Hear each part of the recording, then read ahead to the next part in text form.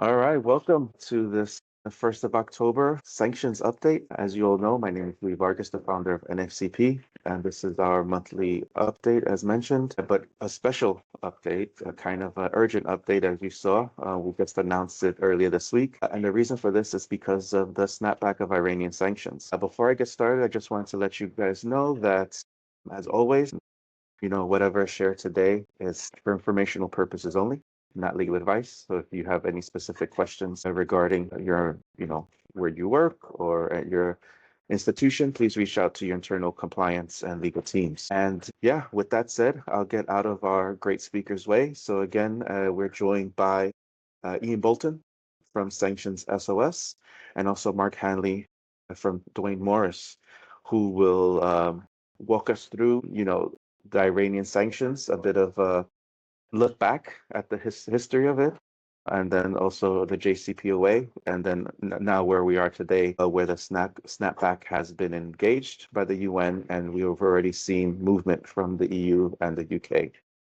All right, so without further ado, take it away, gentlemen. Brilliant, perfect. Thank you, Louis. So we're going to structure this with myself doing a little bit of background on where we were, what's led to this point.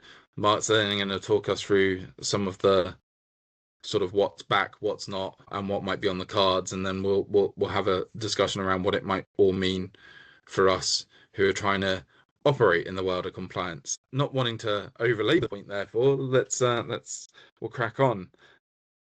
So on Friday there was a vote in the UN that was on a resolution put forward by the Russians and Chinese. It was a resolution which would have extended the period of the JCPOA by an extra sort of 6 months or so to try and allow time for further discussions and potentially renewal of the deal and readmittance of the US into the sort of formal framework of the JCPOA. It was defeated at sort of 9 votes against, 4 votes in favour and 2 abstentions, and really that's what then triggered the snapback mechanism. The whole snapback mechanism was part of the JCPOA when it was negotiated. It was a means by which it would ensure that at no point in the future, whilst the Iran nuclear deal was operational, would people be able to stop sanctions on Iran being brought back in should non-compliance be assessed.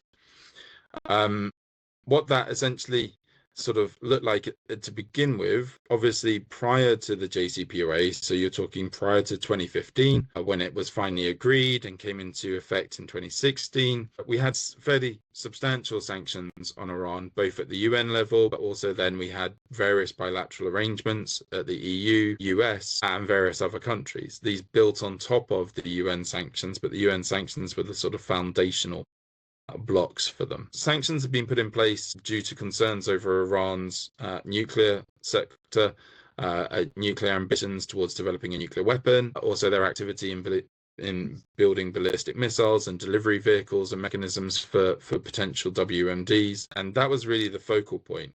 The sort of 2012 was when the sanctions kind of hit their high point, I think. And then they started to wane a tiny bit as negotiations started to try and find a longer-term solution. The Iran nuclear deal that was put in place in 2015 came into effect in 2016. It was designed to last 10 days. During that period of time, everyone committed to various things. So that was in sanctions relief. So the UN sanctions being lifted subject to a sort of not formal mechanism being triggered, the sort of the snapback mechanism being triggered. So they were lifted. US sanctions were to be lifted as well where possible, understanding that there were various issues in terms of within Congress of how those might go forward. UK and EU sanctions were also largely to be lifted on the nuclear portfolios, but this is why both the UK and the EU had separate Iran human rights regimes. The process was to be for 10 years. During that time, there were milestones, sort of 5 years. After 5 years, Iran would be able to sell and buy arms, conventional arms. After 8 years, they would start to be able to get technology that would be related to weapon systems, weapon delivery systems, dual-use goods around that sort of side of things. And then it was a case of, after 10 years, the whole sort of nuclear deal would cease to exist, providing at no point snapback was triggered. There were various issues along the way. We've had various different problems with things like there was a procurement channel to get particularly sensitive items, never really worked. There was supposed to be reinvestment into Iran on the back of sanctions being lifted, also didn't really work too well. So there were various complaints backwards and forwards. Equally, on the Iran side, there were issues around development of ballistic missiles, the nuclear side of things, what they were actually doing versus what they were reporting, especially with regards to historic activity, where they were obliged to report all sort of historic activity to the IAEA, which is the nuclear watchdog, the global nuclear watchdog that sits under the UN frameworks. And then we had the big one of the US pulling out of the Iran nuclear deal back during the first Trump administration. That had a significant impact, but already at that point, there were some indications that Iran wasn't also keeping to its side of the deal in terms of some of the developments on the nuclear side being above the 20% enrichment quota that was allowed under the nuclear deal. Following the US withdrawal, we saw a massive spike in Iranian non-compliance to the point where they have, it is believed at this point, sort of at around June this year, they got to about 450 sort of kilos of tons of 60% enriched uranium, so enough for I think as many as like 10 nuclear bombs potentially. And the reason that 60% is critical is that there is no above 20%. The reason for the 20% is that above 20% there is no civil need. There is nothing that you could use above 20% for that below 20% can't be used for. The only thing it can be used for is to keep enriching to get to weapons grade uranium or plutonium. So this was one of the biggest problems and the biggest issues, and this was something that the IAEA has been calling out for the past year or so, as they've been getting increasingly close to breaching various different thresholds. That assessment of non-compliance meant that sort of at the back end of last year, the ESO, France, Germany, and the UK, which were parties to the Iran nuclear deal and part of the negotiating team, they triggered the dispute mechanism and went through an entire sort of process of trying to get Iran back into compliance with the nuclear deal. That didn't work, and so we're now at a point where back in May and June, the IAEA came out and said Iran was in non-compliance of its commitments under the Iran nuclear deal. That's what has led us to the E3 triggering the snapback mechanism at the UN to bring the sanctions back. The entire time that was done, so it's a 30-day window, was triggered at the beginning at the end of August. During that entire period, negotiations kept on happening in the background, but unfortunately, there was no sort of success with getting commitments from Iran. And so we are now back in a position where all of the sanctions that previously were there are from a UN perspective, have been triggered the sort of snapback. But obviously what that means can be a little bit different depending on different governments, etc. So yeah, so that's kind of a rough and very quick gallop through sort of what we've seen to get to this point and the issues. Now, it doesn't mean that negotiations will stop. In fact, the EU, the E3 have been very clear. They want negotiations to try and continue to find a new sort of solution, a new deal to be negotiated. One of the key things they want, though, is for the US to be party to those. And it's something that Iran has been reluctant to do so far. So we'll have to watch this space. But that's essentially how we got to where we are now from a political perspective and a diplomatic perspective. But I guess, Mark, let's hand over to you. What does this actually mean in terms of what's back and what's not? When we were discussing over the last few days whether to do this session, it was like, oh, but it might be weeks or even maybe a month before the EU and the UK get round to actually passing the legislation that's going to be required to give effect to the UN Security Council resolutions going live again. My predictions have turned out to be wrong. The EU has certainly acted a lot faster than than I thought they would. The UK has also acted, but less comprehensively so far. And Ian may be able to talk to what he thinks the timeline is for when the UK is going to fully step up to the plate. So, as Ian said, the nuclear deal got rid of a lot of EU sanctions, the vast majority. It did not get rid of all the EU sanctions. So, as of last week, there was still an Iranian human rights sanctions regime, very largely limited to asset freezes imposed upon members of the Iranian government and judiciary and police forces, and prohibitions on sale, supply, transfer of goods that could be used for internal repression or for monitoring or intercepting internet or telephone communications. And that human rights regime remains pretty much unchanged from what I can see as yet. As of last week, there was also a very much curtailed non-proliferation related sanctions regime, which did have asset freezes of the usual sort, but not on that many people or entities. That's where the arms embargo on Iran was given effect. Certain goods and technology related to the nuclear program and missile technology.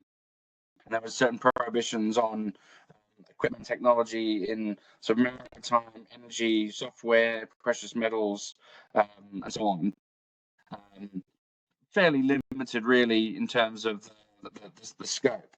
And it's that non-proliferation regime in the EU that has now been completely overhauled with new regulations. And as Ian said, in the run-up to JCPOA, the EU, of which the UK then formed a part, was lightening some of its sanctions as indicators of good faith and progress in the negotiations. And so one of the questions for me was, when the snapback happened, would it be just the UN sanctions that were snapped back? Would it be the slightly lighter version of the EU sanctions that snapped back? Or would it be the full-scale pre-negotiation version of the EU sanctions that snapped back? And it turns out to have been the latter, from what I could tell. Haven't yet run a red line, and a lot of the drafting looks to be different from what it was back in the day. But it's the full-scale EU sanctions that have snapped back in the EU. As of, what was it, 2 days ago, the asset freezes, again, a lot of this will be familiar to those who've worked on sanctions regimes, especially Russian sanctions, in terms of the architecture. So the asset freezes are much the same as you would find under any other regime, the same sort of exceptions that apply. But 54 new individuals got listed, and 178 entities got relisted as well as part of the snapback.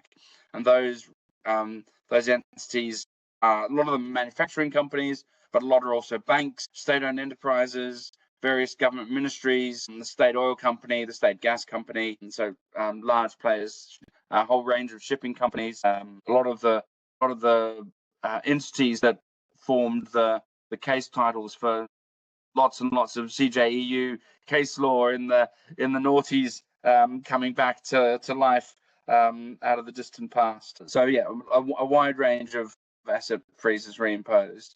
And then you've got the trade sanctions, again, similar in architecture to what you would be familiar from Russia. So sale, supply, transfer, export prohibitions in relation to a wide range of goods, dual-use goods, enrichment, that is uranium, plutonium enrichment related goods, and all the usual ancillary offences, technical assistance, brokering, finance, financial assistance, insurance, and so on in relation to those. And in a lot of cases, but not all, for contracts that predated snapback, there's a sunset clause allowing a performance to continue until 1 January 2026. So that's not a very long sunset clause. It's sort of basically 2 months. 3 months. So October, November, December, where there were pre-existing contracts. And then other prohibitions, I'm not going to go through all of them, but there's a prohibition on long technical annexes of goods that could be used for exploration, production, refining of oil and gas, and liquefaction of natural gas. maritime and naval equipment, software for integrating industrial processes. There's an import ban on crude and petroleum products of Iranian origin or coming from Iran. So let's say Russia sends crude or petroleum products to Iran. Those products will now be caught by the Iran sanctions because there's a prohibition in relation to oil or petroleum products coming out of Iran, even if not of Iranian origin. There's also, and this is quite clever, and I don't remember this having been there back in the day, there's a ban in relation not just to the import of crude and petroleum products, but the purchase. So if you're an EU person, you can't purchase Iranian oil or petroleum products, even if you're not going to import it into the EU. So you may be wanting to ship it to Brazil or Venezuela or Antarctica. And there's now a prohibition in relation to purchase and also transport. So that's wider than just import. Similar prohibitions for petrochemicals, for gas, gold, precious metals, diamonds, other metals, what they call semi-finished metals, aluminium, steel. So very wide-ranging trade prohibitions that have snapped back. There are then sort of non-asset freeze related financial sanctions. So you can't, to any Iranian person, and I'll come on to what that means because there's a bit of a landmine there. To any Iranian person, you can't lend or provide credit, you can't form a joint venture, and you can't acquire shares in a legal person that's an Iranian person. Where those Iranian persons are involved in manufacturing certain goods and the exploration or production, refining of crude and gas, and the liquefaction of gas. But as I said, there's a bit of a landmine in the definition of an Iranian person. It includes legal persons formed in Iran, as you would imagine. It includes the government of Iran and all its agencies, but it also includes any natural person in Iran, and that was always the case. That was what it was back in the day. The definition of Iranian person does not include natural persons outside Iran. So you could have an Iranian national in New York, and they are not an Iranian person for the purposes of the EU sanctions.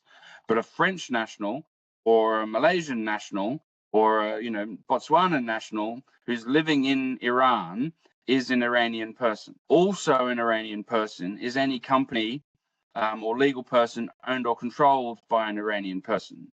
So you could potentially have, say, an Italian company where it's 60% owned by a French national who happens to be living in Tehran, and that Italian company will be an Iranian person for the purposes of the EU's sanctions.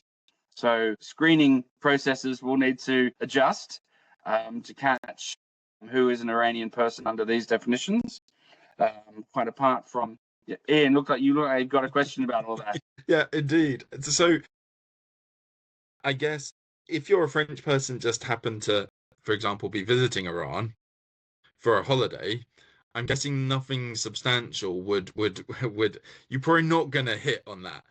But my question would be more if you've got like an Iranian dual national or an Iranian national that's normally resident outside of Iran but is back in Iran visiting, by this definition, does that make wow? Okay, that's pretty huge. That was, as I said, that was there before. It was always a landmine that I would flag in the training because it could capture people that you wouldn't expect to be caught. But yeah, it's something to be aware of.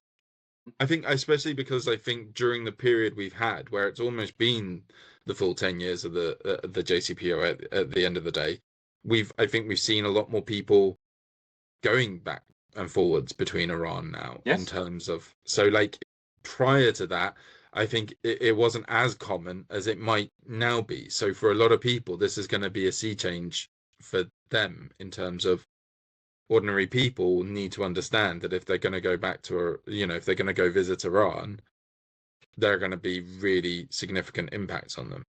Yes.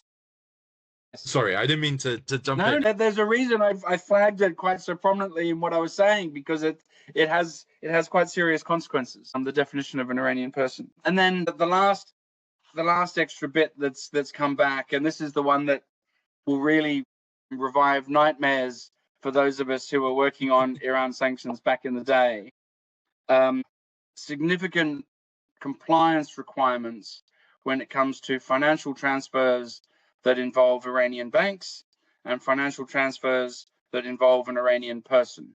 And that's the Iranian person again. That's another place where that definition of Iranian person kicks in. So if the transfer is going to an Iranian bank, there are value thresholds at which notification or pre-authorization is required in order to be able to complete the transfer lawfully. And the notification has to be made by the payment service provider, if that is a payment service provider in the EU. And if the payment service provider is not in the EU, then the notification or prior authorization requirement defaults to the payer. So if you're using a UAE bank and you're an EU person, the obligation is on you. If you're using a German bank, then the obligation is on the German bank. And so any transfer over 10,000 euros requires prior notification. Transfer above 10,000 euros requires prior authorization. But if it's for medical equipment, humanitarian goods, things like that, the threshold is £100,000, 100,000 euros. And if it's personal remittances, the threshold is 40,000 euros. So different thresholds depending on what you're paying for, and different thresholds as to whether it's a notification that's required to the national competent authority, or whether it's prior written authorization that's required. And that's something, if you're trading in a product that is now going to be triggering a prior authorization requirement, you want to be changing your payment terms in your contracts to give yourself more time to allow for this process to be worked through, because the national competent authorities are going to be swamped, I think, with these notifications and authorization requests. So that's the regime for if the transfer is to an Iranian bank. There's a comparable regime if the transfer is to an Iranian person, similar but lower thresholds. So between 10 and 40,000 euros notifications required, above 40,000 euros prior authorization is required. And there's a lot more. There are a whole raft of sanctions in relation to transport and so on. I'm not going to go through all of them, but you get a flavor, hopefully, that this is a very extensive sanctions regime that's come back. There were various options available to the EU as to staggering the return of their sanctions regime, but they seem to have gone, no pun intended, the nuclear option from day one, and let the negotiations continue from that point. So with that, I think, Ian, you can talk about what the UK has done so far and what we can expect from the UK. Yeah, absolutely. It's been fascinating to see, and just a quick one on the approvals and notifications. I know that this is going to be a nightmare for everyone because they were still coming to light long after the JCPOA was signed, where they hadn't been filed correctly or they hadn't been done, or so this is going to become one of those big bugbears, I think, for people. And really cause some issues. And it's interesting that they've gone with the harshest thresholds of that as well, because it changed. It did. Right. So it's again interesting they've chosen to go with the hardest ones. And I guess when I'm bringing back to the UK side, it's interesting to consider from a EU perspective. When we were talking about this earlier in the week, as we said, and we were talking about the timings of things, the next European Foreign Affairs Council, which is where normally new sanctions regimes would get adopted or massive changes would get adopted, is actually on, I think, the 20th of October. So we're still quite some time away from when council would normally meet and decide on regimes. And so, for example, we're expecting maybe potentially a 19th package on Russia to come forward then, right? But this has clearly been worked up in a way that allowed them to literally just re-implement it. Where the difference is with the UK is the UK has taken the decision that, given that all of that fell whilst obviously the UK was still in the EU, like the EU, we kept in the UK an Iran human rights regime statutory instrument, but actually what they've decided to do here is rather than bring in a statutory instrument on Iran for the nuclear side, they want to harmonize it into one single statutory instrument covering the whole of Iran. So there are some issues around some of the new measures which they want to add in terms of amendments based on so they can add to the existing framework some of the trade restrictions, etc., which I think they have started doing. They've added a significant number of designations to the Iran regime, but there are limits in terms of some of the new measures. So, for example, we've not seen that approval notification element come in within the UK as of yet, because that would have to be adopted as part of as part of the updated SI. And at the moment, we are currently on what we call either the autumn or party conference recess in Parliament. So there's no Parliament sitting at the moment. So there's no legislation you can lay.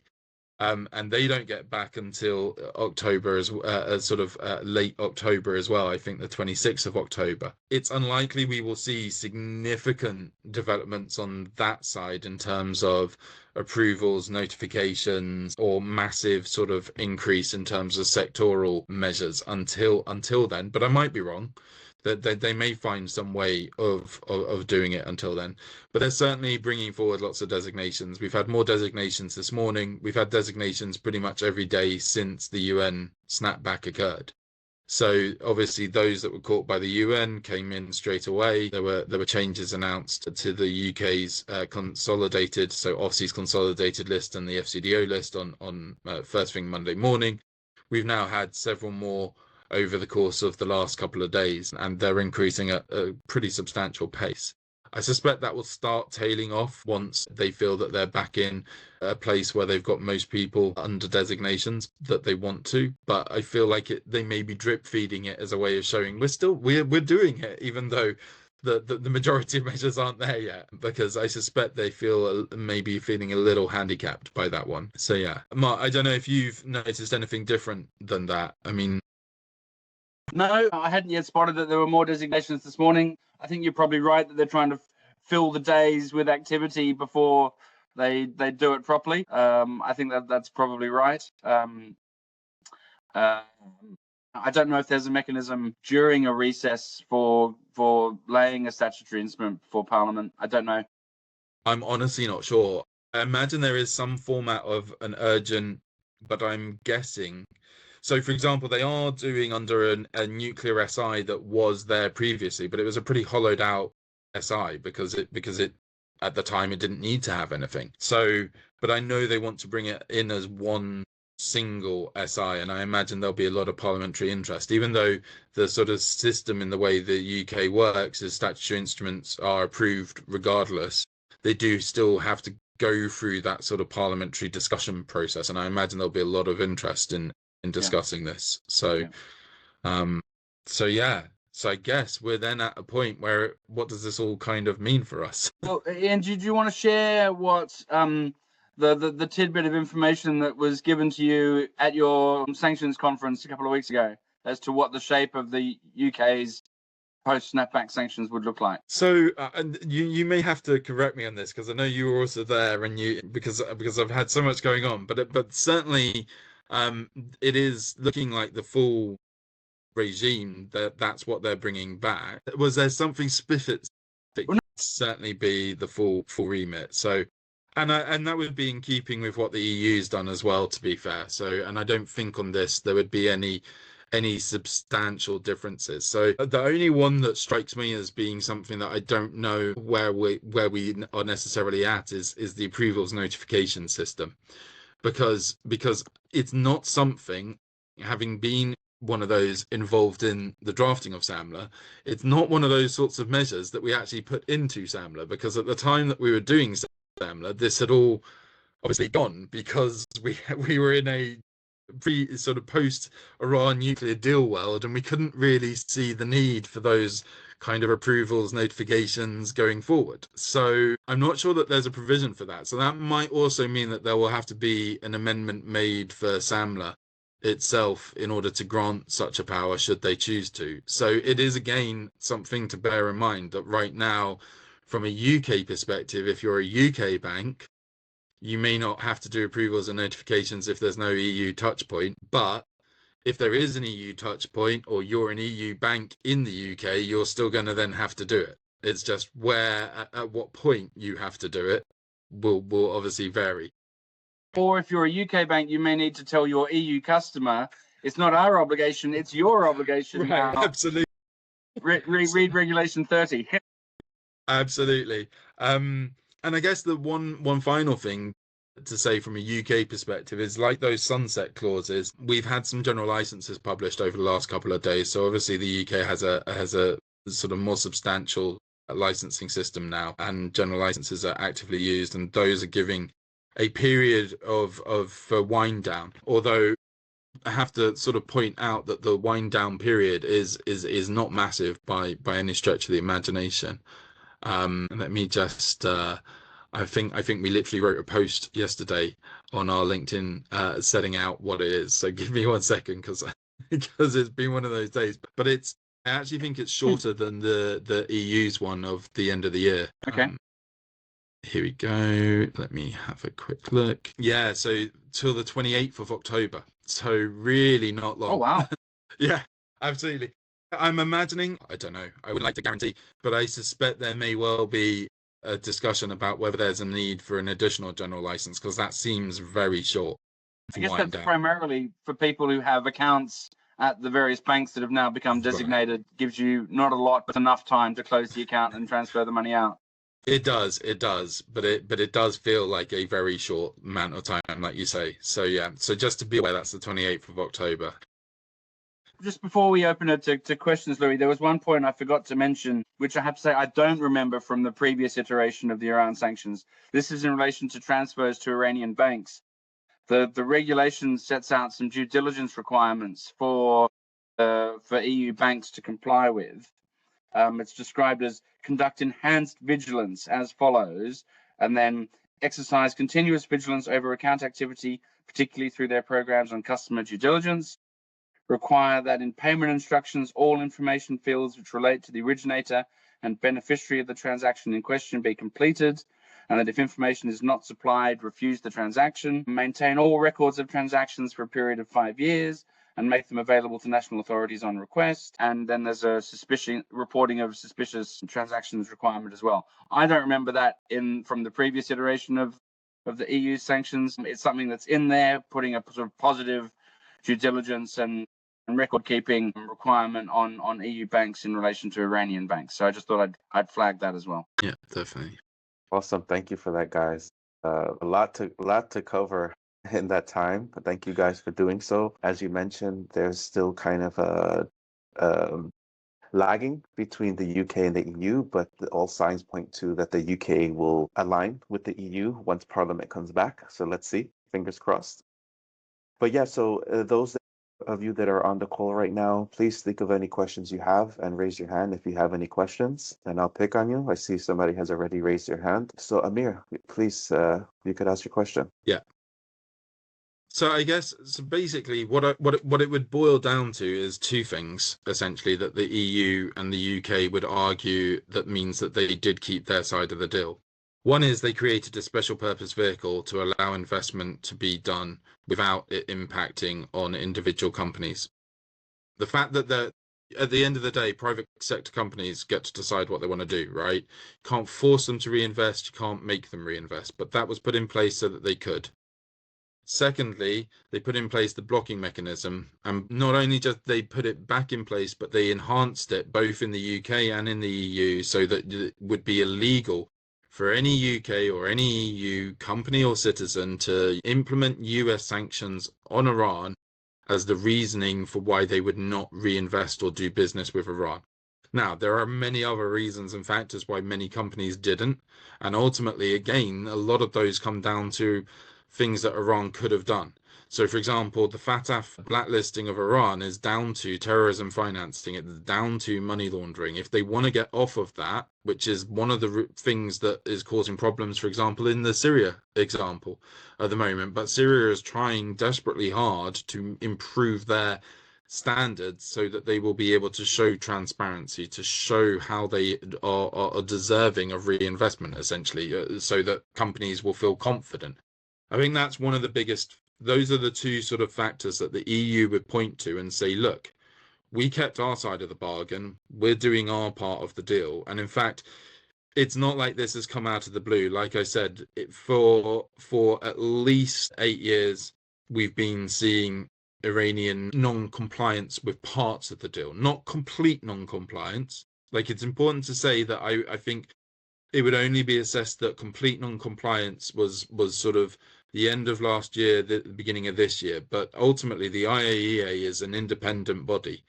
Their inspectors are the ones who've come away and have said, we're not being given permission, we're not being given access, we have no idea where some of these materials are, we're not being allowed to see some of the sites, all of which was agreed under the terms of the deal as the most important factors to give that degree of security that things weren't taking place like that.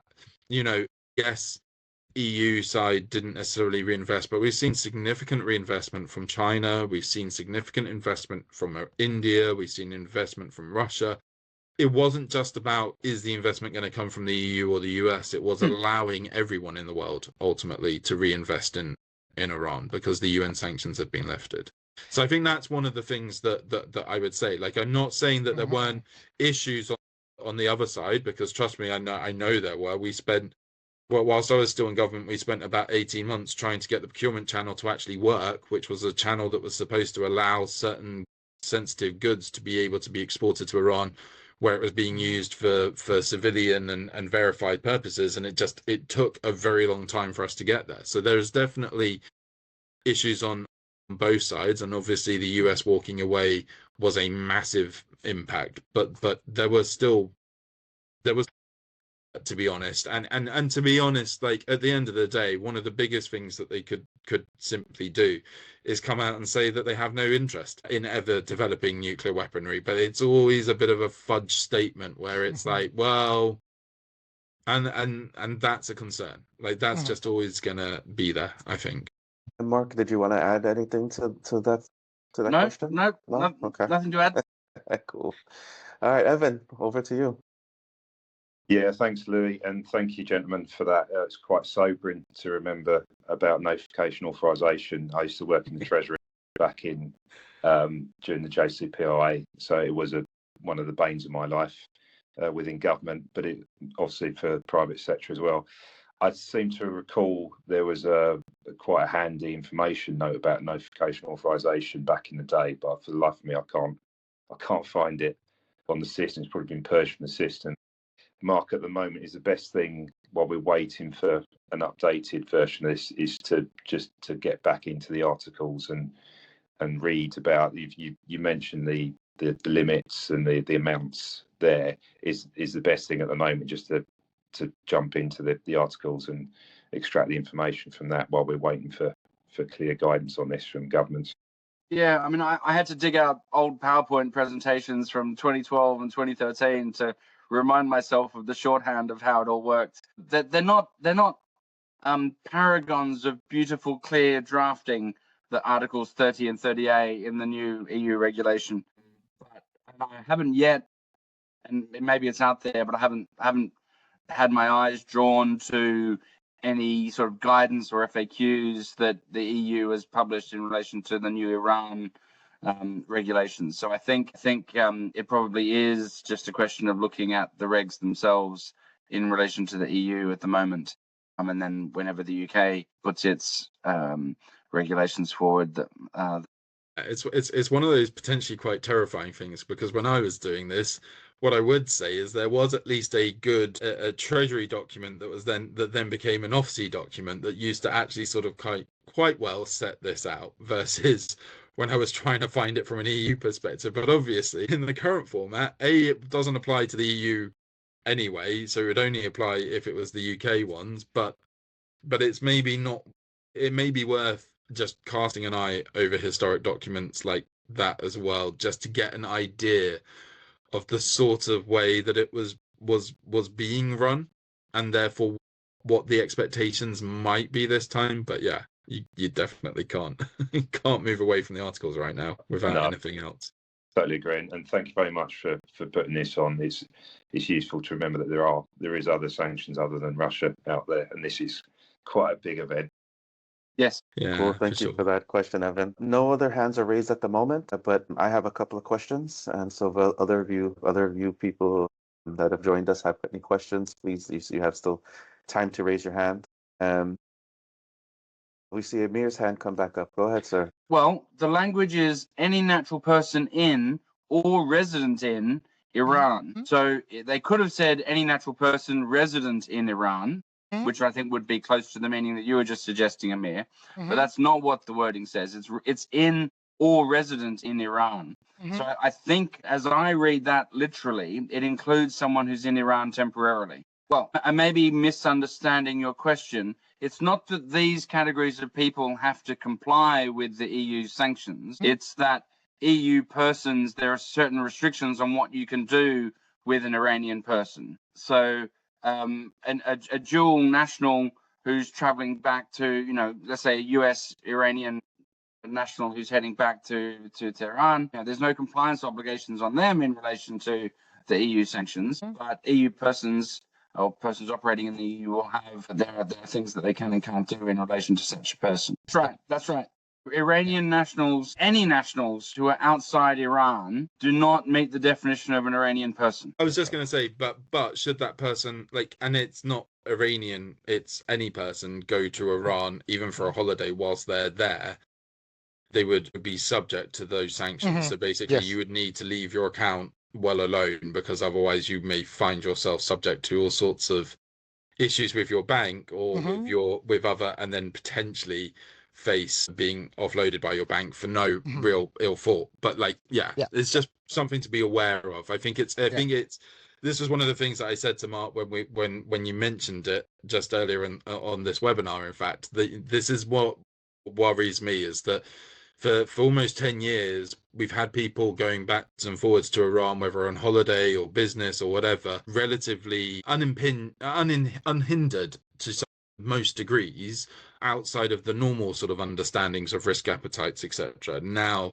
there are real issues around that, so definitely be careful. I mean, let's say you're the kind of person who goes on exotic holidays and earns a very good salary that's more than 10,000 euros a month. Your employer will be committing an offence if they pay you your salary that's over 10,000 euros and haven't sent, if you're in Iran at the time, and they haven't sent a prior notification. Yes, so you don't need an answer.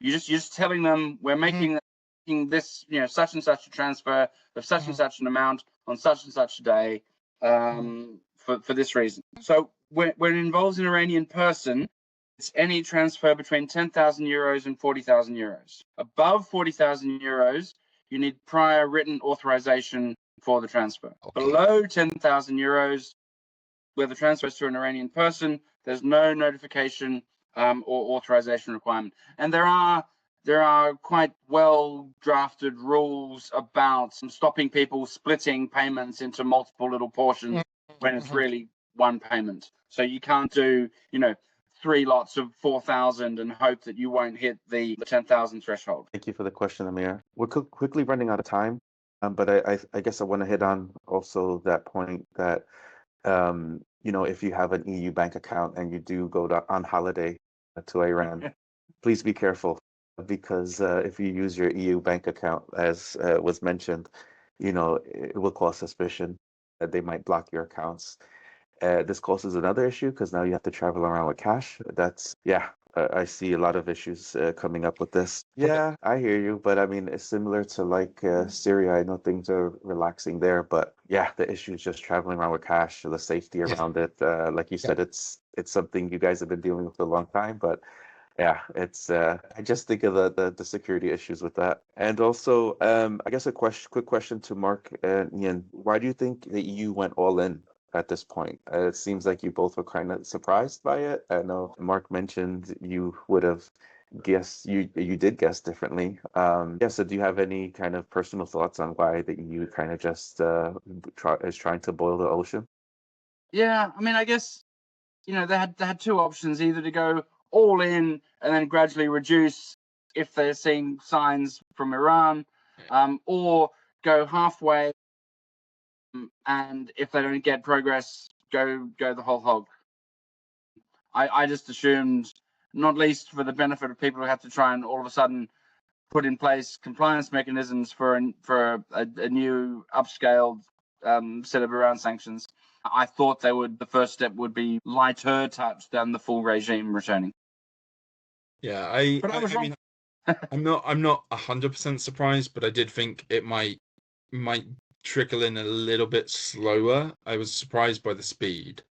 But ultimately, look, at the end of the day, we're back in 2012. Right. This is the thing, like 2015 was when the deal was done, but it took 3 years of negotiations to get there.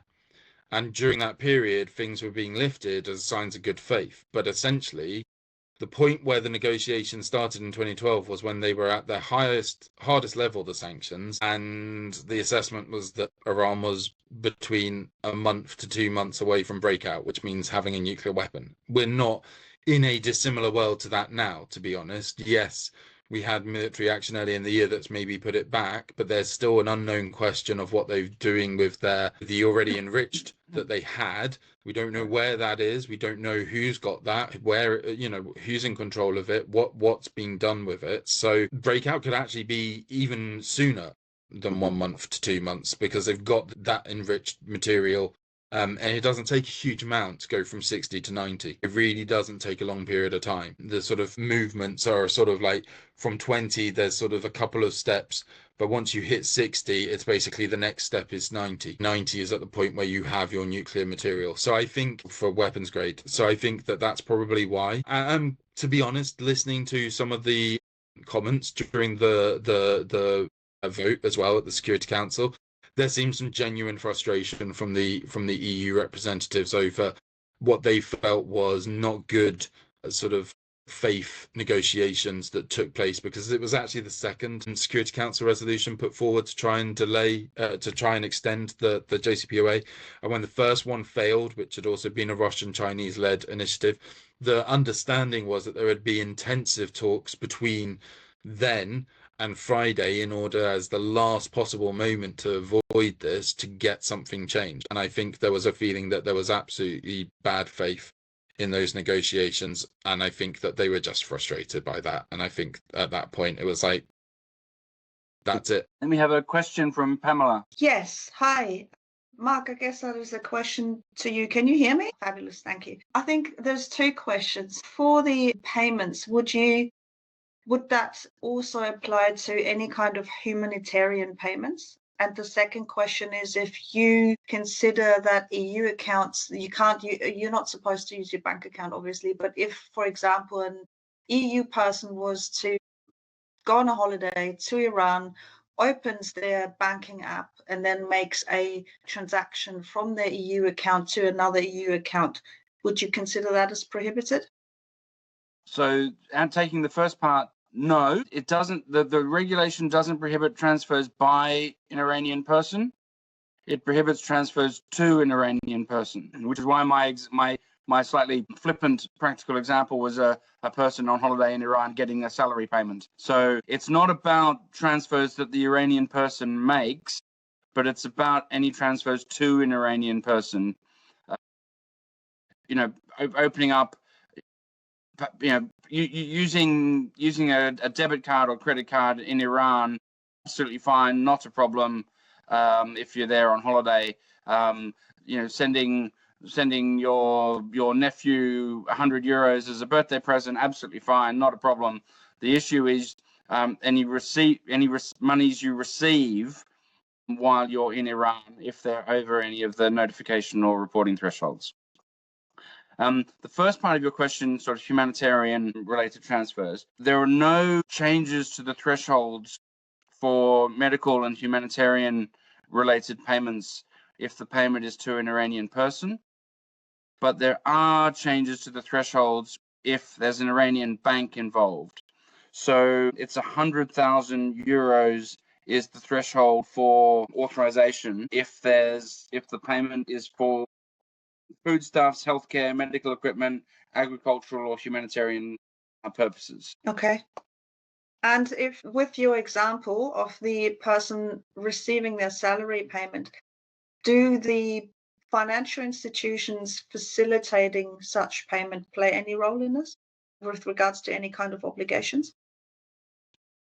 Yes, so the reporting or notification requirement, the notification or prior authorization requirement, the primary obligation falls on the payment service provider, so the bank. It's only if the bank is outside the EU that the obligation defaults to the payer. Okay, understood. Thank you. Thank you for that question, Pamela. And with that, we're out of time, so we're slightly over time, but thank you very much for the great questions. Thank you all for joining who are on the call. Again, big thank you to Mark and Ian for joining us, especially last minute, to give us this update. We really appreciate it. If anybody's interested in NFCP, please go to our website, which is nfcp.info. Shortly after this call, I will also post it on LinkedIn. So please look for the recording to hear back all the great insights that were shared today.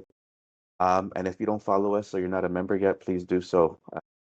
And if you have any questions or concerns, please reach out to us. We're here to help you. This is what it's all about. We're here for the community. And if you would like for me to share any questions to Ian and Mark, I will do so as well. So again, thank you for joining us and have a great rest of the day. Take care. Thank you. Thanks, Louis. Cheers all. Thanks all. Thanks all. Cheers, Mark.